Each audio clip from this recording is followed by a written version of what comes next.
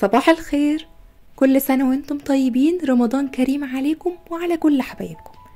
وطالما قلنا رمضان، في وصفة دايما موجودة على سفرة رمضان وفي اي عزومة والكبير والصغير بيحبها. حاجة مقرمشة جدا من بره والطعم من جوه خطير. سامعين القرمشة؟ يلا بينا نشوف النهاردة هنعملها مع بعض ازاي بكل بساطة بطريقة اقتصادية من غير مكنة ولا هبرة ولا اي تعقيد. في ناس كتير بتخاف تعملها علشان مش بتظبط معاهم. النهاردة هنعملها بكل بساطة وبنص كيلو لحمة مفرومة بس.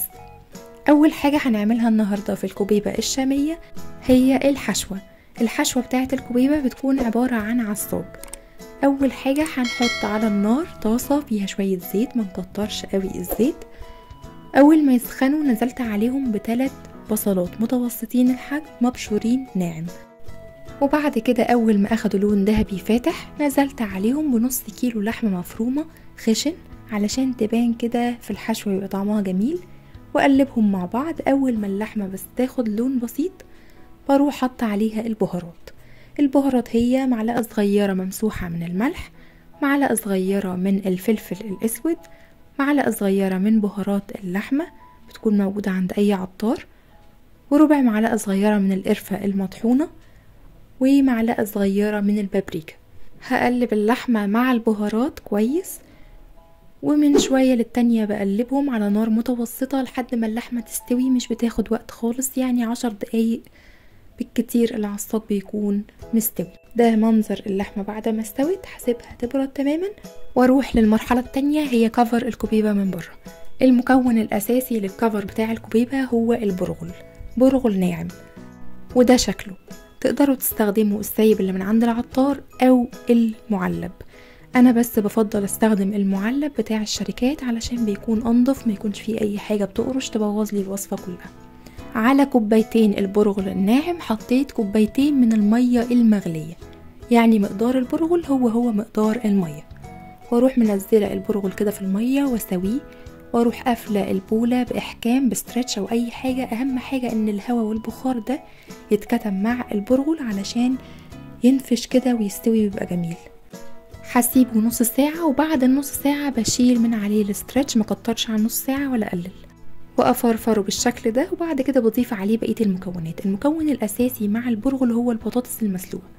سلقت 3 بطاطسات متوسطين الحجم، صفيتهم من المية، هرستهم كويس جدا لحد ما بقت معايا بيوريه ناعم، علشان لما يجي ادخله في البرغل ما احسش ان انا باكل قطع بطاطس. عايزاه كده يكون متجانس مع البرغل وجميل. وبنضيف عليهم 4 معالق كبار من النشا بيساعد ان الكفر اللي بره ده يكون مقرمش وجميل، ومعلقة كبيرة ممسوحة من الملح، معلقة كبيرة من الشطة، معلقة كبيرة من بهارات الكوبيبة. مش بقلب المكونات بس، انا بعجنها لمدة كام دقيقة لحد ما تبقى العجينة ناعمة خالص معانا بالشكل اللي هتشوفوه دلوقتي.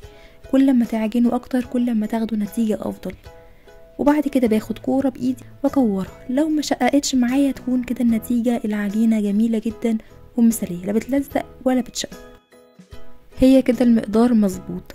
طيب لو انا حسيت ان العجينة طلعت معايا ناشفة شوية وبتشقق شوية، ساعتها لما اجي اضيف عليها مية مغلية تاني ما بضيفش كمية كبيرة، هي مثلا معلقة معلقتين، ربع كوباية بالكتير، علشان لو زودت المية بطريقة اوفر شوية هيخلي العجينة معانا تكون بتعجن كده وبتلزق، ومش هتعرفوا تمسكوها ومش هتعرفوا تشكلوها كوبيبة. فلما تكون العجينة ناشفة ونطريها حاجة بسيطة احسن بكتير من ان هي تطلع معجنة معانا، ساعتها مش هنعرف نظبطها خالص. دلوقتي قسمت العجينة ل30 كورة بالمنظر ده، وده بيخليها تعمل 30 كوباية متوسطة الحجم، لا صغيرة قوي ولا كبيرة قوي.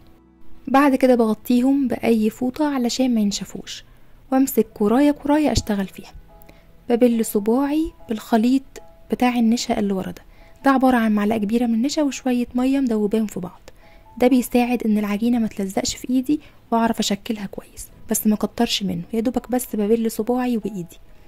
شايفين الطريقة؟ انا موقفة صباعي اليمين وايدي الشمال هي اللي بتتحرك بالكوبيبة، بحيث ان انا ارفع الكفر اللي بره على قد ما اقدر من غير ما يكونش فيه اي فتحة، عشان ما يطلعش منه العصاج وتبوظ في القلي. بحط جواه العصاق بملاها بالمنظر ده واضغط عليه كويس علشان تكون كده محكومة ومكتومة، ما تكونش مهوية فيها الحشوة من جوه. بقفل بالمنظر ده، اتأكد كويس قوي ان مفيش نقطة عصاق طالعة بره. ده بيخلي في الاخر لو في عصاق طالع من البرغل بيخليها وهي بتتقلى تبقى فيها نقط غامقة كده، ما بتكونش كلها لونها موحد. احاول ارجعها تاني على شكل كورة، وبعد كده ببل ايدي بشوية من الخليط وامسح عليها بالمنظر ده. ده بيساعدني ان انا اشكل الكبيبة، وفي نفس الوقت بيكون الكفر من بره ناعم كده واملس وجميل.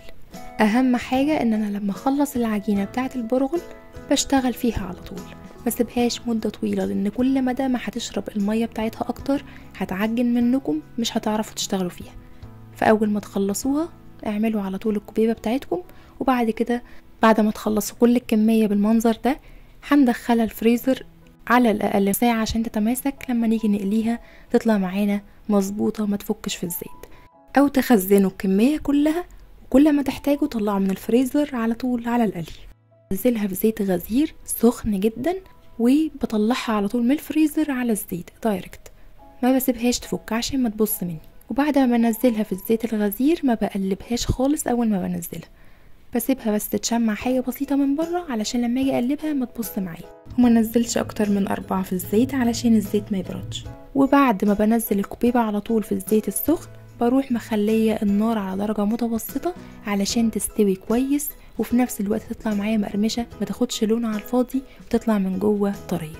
ببدأ اقلب فيها بالمنظر ده وما طلعهاش غير وهي واخدة اللون المقرمش الذهبي الجميل اللي بالمنظر ده. هصفيها كويس واحطها على طبق عليه مناديل عشان تنزل كل الزيت، وبعد كده بنقدمها بألف هنا وشفا.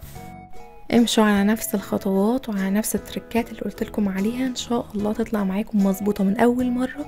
حرفيا بسيطة جدا، كل حاجة فيها مظبوطة. سامعين صوت القرمشة؟ خطيرة. والكبيبة من الحاجات اللي تتاكل فريش بعد القلي عشان تبقى مقرمشة وجميلة. تعالوا نفتح واحدة مع بعض. سامعين الصوت؟